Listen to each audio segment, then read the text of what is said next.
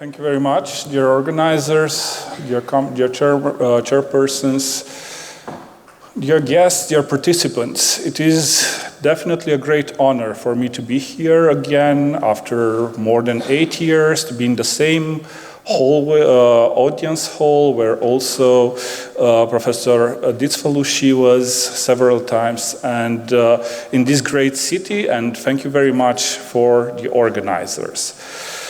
Dragi prieteni, hvala lepo.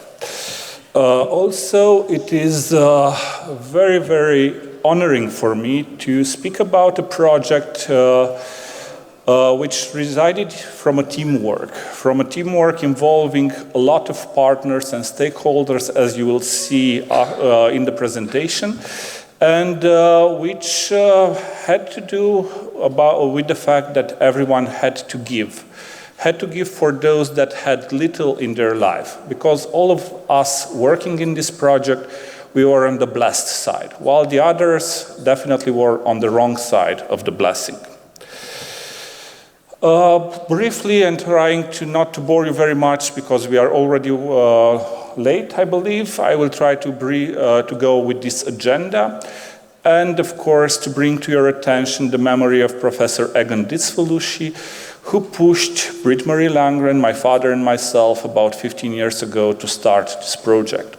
Since then, more than 15 years of organizing conferences, seminars, trainings, meetings with authorities, involving politicians, embassies, trying to regain the position of midwifery, which is at the moment almost lost in Romania, and also developing a lot of educational and scientific activities, and actually also this program that we called MatCare Arad.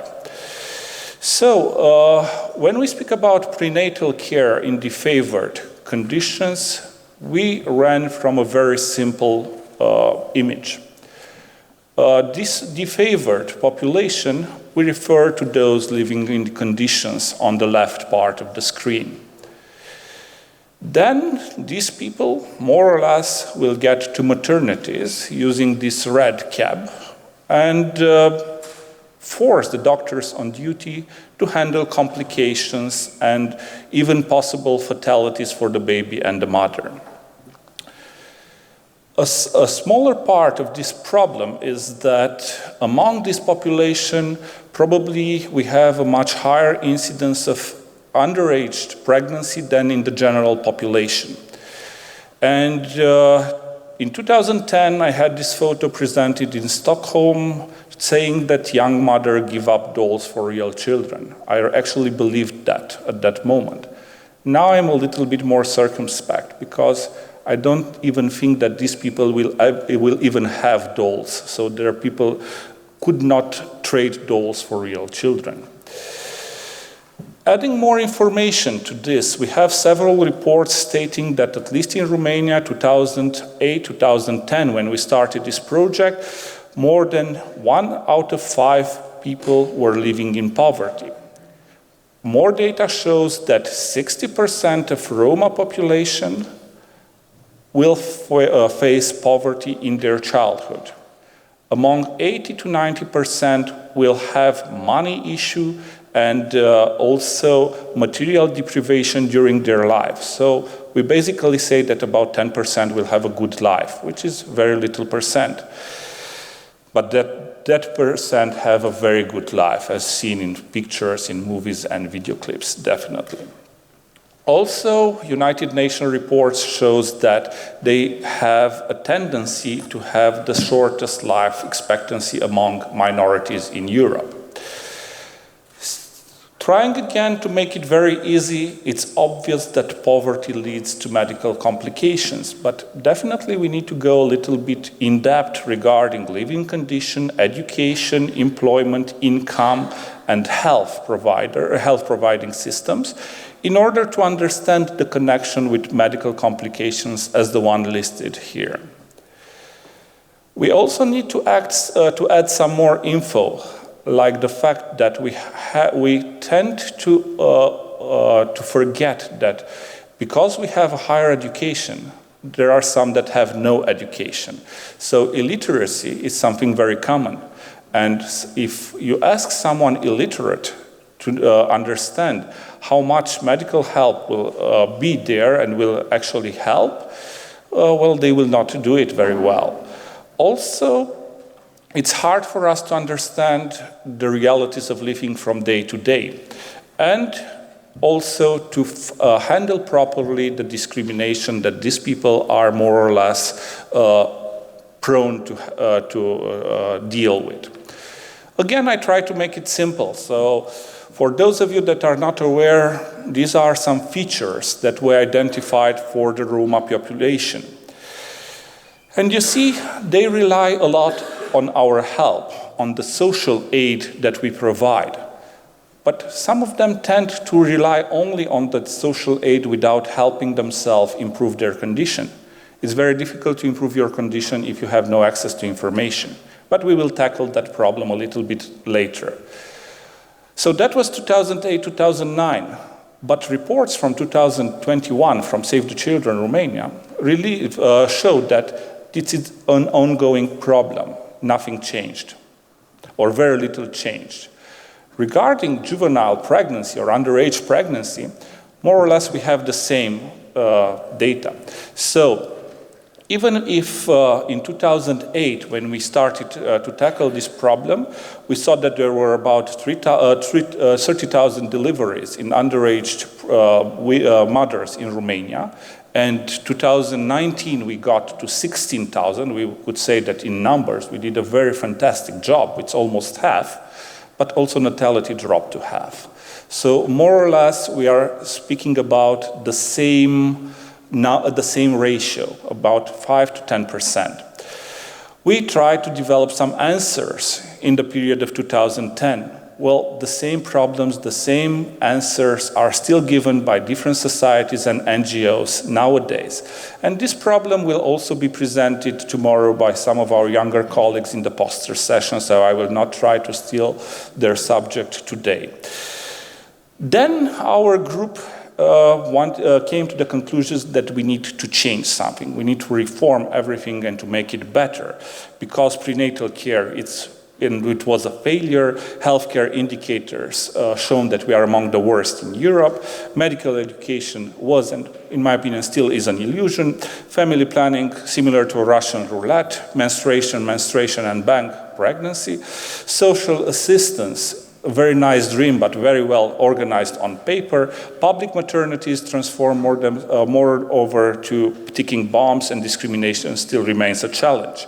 So we added objectives of proper antenatal care, following guidelines and focus programs from WHO and the proper institutions, and we tried to develop a proper antenatal and postnatal program, which involves also addressing the child for the first 3 years, family planning, social components and discrimination, and breaking the barrier on communication and addressability. And this is probably the greatest thing that we managed to achieve through this project. So the project very much connects with Professor Britt-Marie Landgren, who is, from a short period of time, a distinguished member of our university as well, receiving the Doctor Honoris Causa. We worked in the frames of the WHO Millennium Development Goals, and we tried to get to no-risk maternity, using all the proper tools available.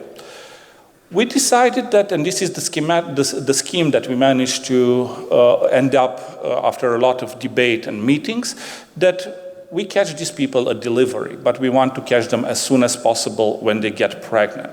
And we actually managed to do this. And we will show just some brief results because time is quite limited today. We worked very well with an NGO whose scope was not only to provide social aid, but to try to develop these people from help in the crisis to education, self-help, and to employment. And they managed to do this. So working with them, we also managed to work with people from these communities that now come regularly once a month for checkups and analysis. And our vision comprised medical part, research part, educational and social cultural part. Still on the research part, we are working on collecting data and publicating them, but we are certain that with the work of several PhD students, we will be able to provide this data quite soon, because more or less we have about 1,500 deliveries from these communities. And we had these aims that we are able to provide at this moment and to work with on a regular basis. We developed a protocol that we also keep, and we are working with it, and we managed to use efficiently the resources that the state offers to every pregnant woman, which in Romania is insured and has all the benefits of medical insurance as any people who would work. So yes, we had different accomplishments, and we had some step backs that we hurdled in order to get to the next point and to continue. And we are grateful that I see in the audience at least 3 generations of colleagues that work in these projects, from residency to senior specialists in the field, providing their medical support for this project. Definitely there are a lot of things that can be changed for the better, but we are on the right track in order to provide this and to expand the project as a self-sustainable one.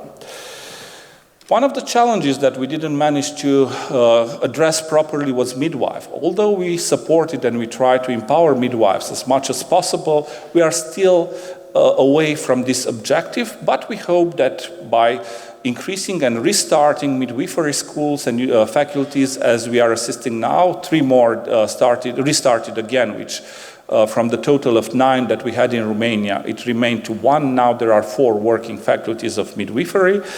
And definitely they could be a very good asset to use in this type of projects.